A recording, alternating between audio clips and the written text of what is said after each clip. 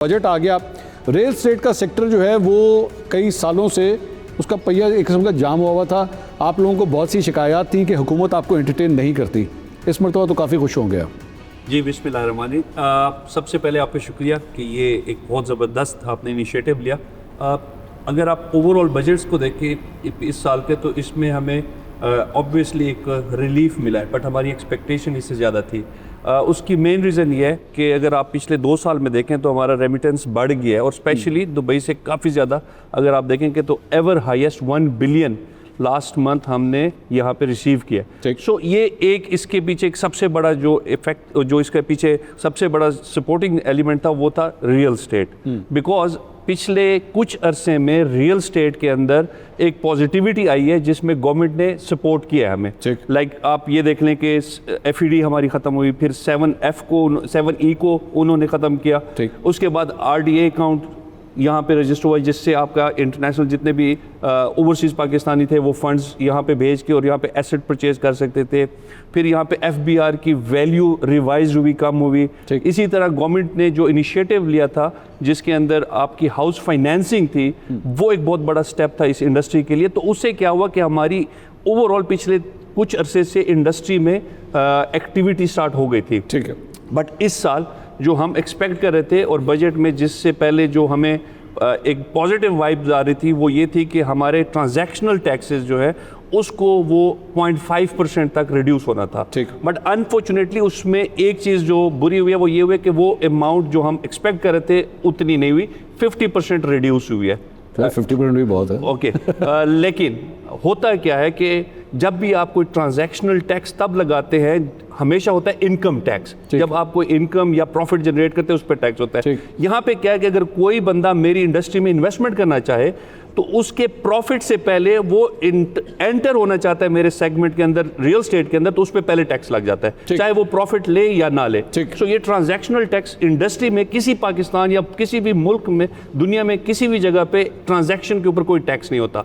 सो ये first time मुझे जो फील हुआ है कि अगर ये ट्रांजैक्शनल टैक्स जो कि हम एक्सपेक्ट कर रहे थे कि 0.5% से ऊपर नहीं होगा, सो अनफॉर्चुनेटली अभी भी इसके अंदर बहुत रूम है जिसको ये रिड्यूस कर सकते हैं। एक चीज़ जो हम ज़्यादातर जो डेवलपर्स एक्सपेक्ट कर रहे थे 7F, जिसके ऊपर हमारी जितनी भी मीटिंग्स हुए हैं उसमें हमें बड़ा पॉजिटिव वाइब मिली थी कि 7F डेवलपर्स के ऊपर नहीं अप्लाई होगा, जो डबल टैक्सेशन होती है। सलीम गौरी साहब, IT इंडस्ट्री के हवाले से हमारा जो पड़ोसी मुल्क है वो तो बड़ा माना जाना जाता है, लेकिन IT के हवाले से इस मरतबा बजट के अंदर भी एक ये खबर आई कि जो रिलीफ आप लोगों को पहले से मिल रहा था उसमें मज़ीद अब एक्सटेंशन कर दी गई और काफ़ी हद तक गवर्नमेंट जो है उसको सपोर्ट भी कर रही है।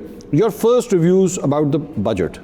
बजट के में सबसे पहले मैं बताऊँ आपको कि IT इंडस्ट्री फेडरल गवर्नमेंट की प्रोफेस में से 20 साल से जी पूरी गवर्नमेंट प्रोफेस है कि IT इंडस्ट्री को प्रमोट किया गया। ठीक, सो हमें बहुत सपोर्ट मिलती रही पिछले 20 साल से जी, और इंडस्ट्री ने प्रूव भी किया।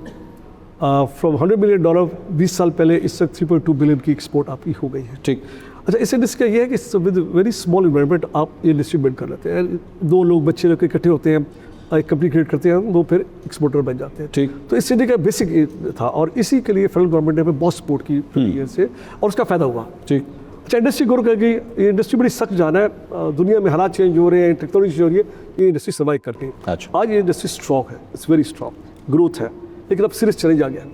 वो आ गया IT से हम AI में मूव कर रहे हैं, AI आर्टिफिशियल इंटेलिजेंस में मूव कर रहे हैं, ऑलरेडी मूव करना शुरू किया। ठीक, अब उसका बहुत सीरियस चैलेंज है। हमारी पूरी इंडस्ट्री जो है वो based on services to other company, यानी हमारे में बहुत से लोग हम आउटसोर्स करके इंडस्ट्री में रेवेन्यू जनरेट करते हैं।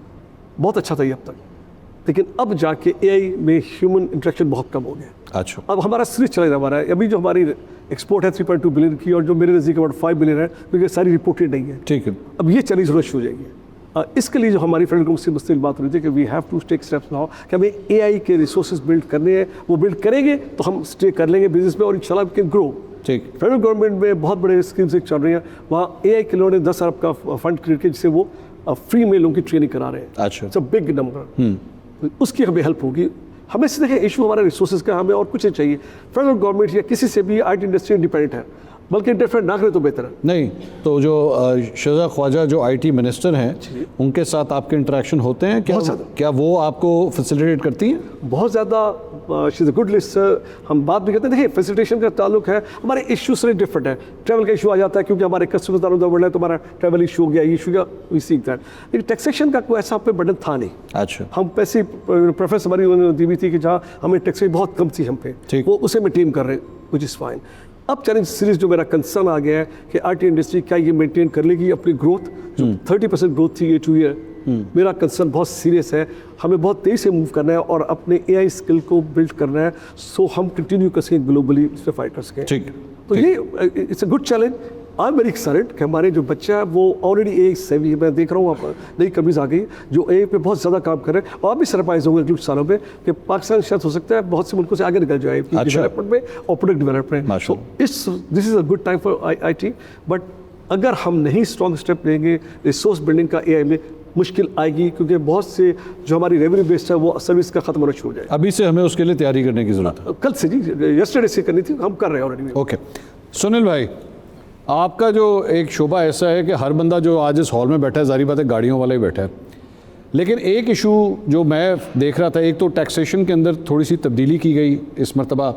आपने लोगों को डरा के रखा हुआ था कि जनाब कोई अच्छी खबर नहीं आएगी।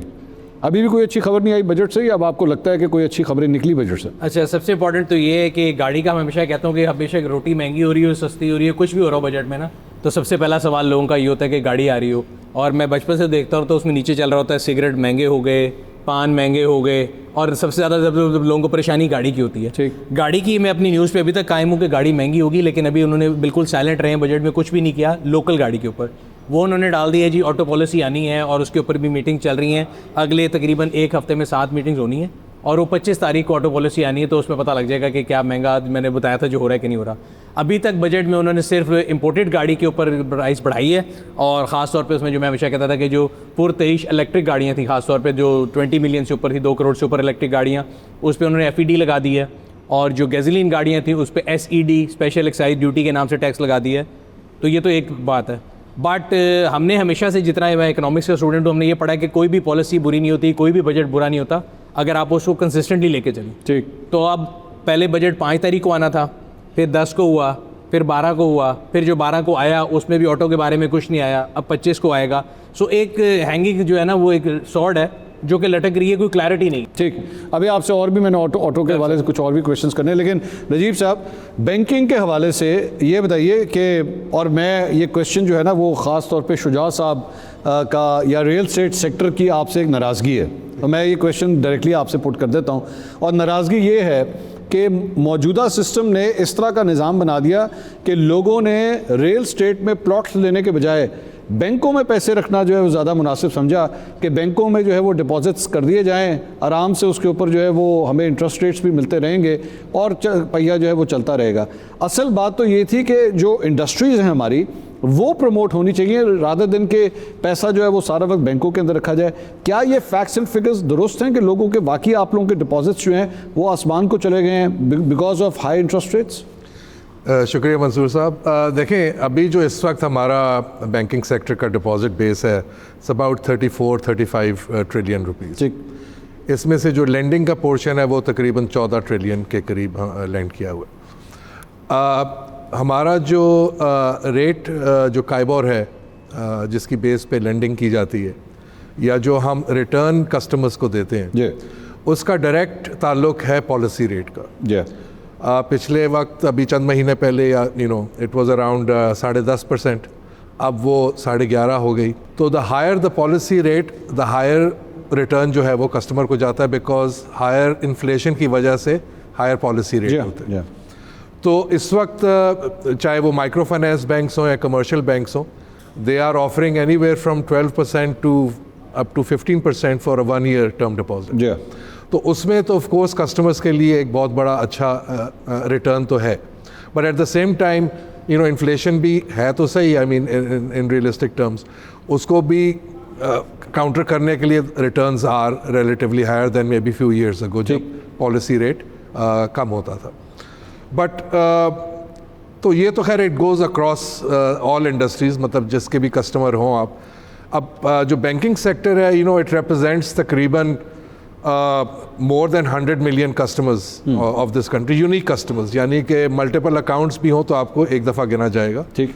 ओवरऑल कोई 260 मिलियन अकाउंट्स हैं, जिसमें मोबाइल वॉलेट अकाउंट्स भी हैं, बैंक अकाउंट्स भी हैं, लेकिन यूनिक कस्टमर्स हमारे पास 103-105 मिलियन के करीब हैं। सो दैट मीन्स के ऑलमोस्ट 70% की फाइनेंशियल इंक्लूजन, अगर आप समझें कि बैंक अकाउंट खोलना फाइनेंशियल इंक्लूजन है, बिकॉज हमारी population, adult population 18 years and above about 140 million है। अच्छा। तो उसमें से आप देखें 103 मिलियन के ऑलरेडी अकाउंट्स हैं। वो एक अलग बात है कि किसी के कम है, किसी के ज़्यादा पैसे हैं उसके अंदर, but so the policy rate determines कि हमने आगे कस्टमर को क्या रिटर्न देना है based on the inflation and other economic matrix.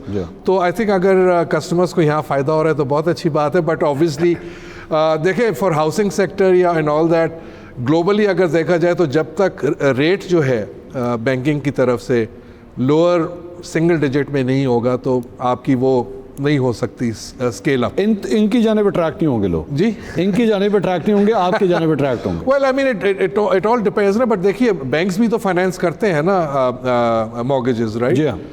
अभी क्या हो रहा था कि हमारे बैंक्स के पास एक बहुत बड़े कंसर्न थे, बहुत सारे इश्यूज थे, लेकिन जो मेजर था वो फोरक्लोजर लॉ का था। हाँ। अब जो है वो उसको एड्रेस किया जा रहा है। अगर वो एड्रेस हो जाता है इंशाल्लाह, जो कि हमें उम्मीद है, क्योंकि चीफ जस्टिस साहब ने उसको डायरेक्टली उस चीज़ को देखा है, तो उम्मीद है कि उसके आने से बैंक्स जो हो उनको थोड़ा और वो मिलेगा, रूम मिलेगा टू लैंड मोर। ठीक।